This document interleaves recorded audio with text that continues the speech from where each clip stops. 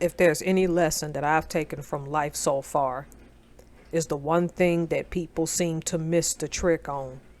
And you will get to a point in your life when it's too late to do anything about it. When you're wanting to move up and do better things in your life, it doesn't matter if it's monetary and what you perceived it to be. It's what other people perceive they can get out of you at your weakest and most vulnerable moment. Those people who come out of the woodwork and think that they can just come take what you worked for. Or it's like the big beast that eat of the carcass, and then the vultures fly over to see what little bit they can get off of something that the lion hunted down. Get the little scraps of something that the lion hunted down. See, the thing is, it doesn't matter how much money you get anymore. People's entitlement is such that when you hit your most weak and vulnerable moment, they're going to all come out wanting something that they didn't work for, but feel like, oh, I was your friend. Oh, I did this for you. Oh, I'm your blood relations. I'm owed this, that, and the other. And again, I don't like talking about celebrities, but when I do talk about them, I'm going to talk about them in a cultural and societal context. If life is a deck of cards, okay, if it is a game, in which I certainly believe that we're just sojourning through this earth once and you get that one life. Never play your whole hand for these people.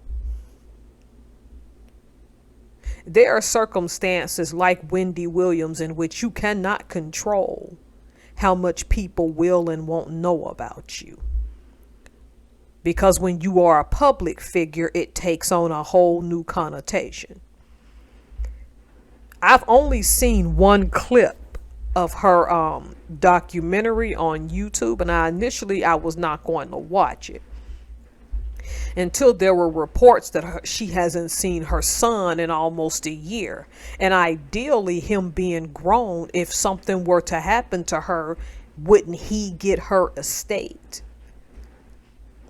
Then it got me to wonder, and I would think that she put his name on everything. But why would her only child, her flesh and blood, be locked out from seeing her? See, when people want to help plot your downfall, they don't care that they take from the thing that's most precious from you. And everything in me is showing me that this woman is probably being exploited by some so-called people who call themselves caring about her look. I'm not here to defend Wendy Williams. She has offended a lot of people throughout the years.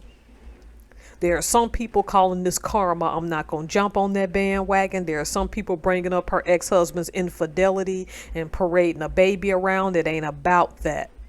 The lesson I want you to take from this is even the smallest things you have, like a house, a car, just little bitty things, some small investment. People who didn't help you build it, people who don't care about you, are sitting back and waiting for something to happen to you so that they can swoop in and pretend to care when they don't. And I think we all, and I won't put the exact one in my family that happened some years ago, but I think we can all attest that we got some family like that. Really on both sides of my family. Because the more I hear the buzz, the more I realize that despite the fact that she was a gossip queen, that she put people's business out, that she said things that could be harmful and inflammatory, her son doesn't deserve this. And that got me to thinking, we in our community need to look more into the difference between wills and trusts. We need to know a little bit more about estate planning. Because how in the heck can you shut out her grown son? Unless somebody was savvy and smart enough to know that they were going to exploit her and didn't care that they were going to hurt her son in return.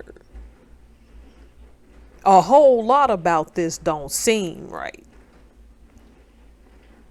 And what I chalked it up to in the little bit that I've seen is that although a lot of people surrounded by her still have her best interest at heart,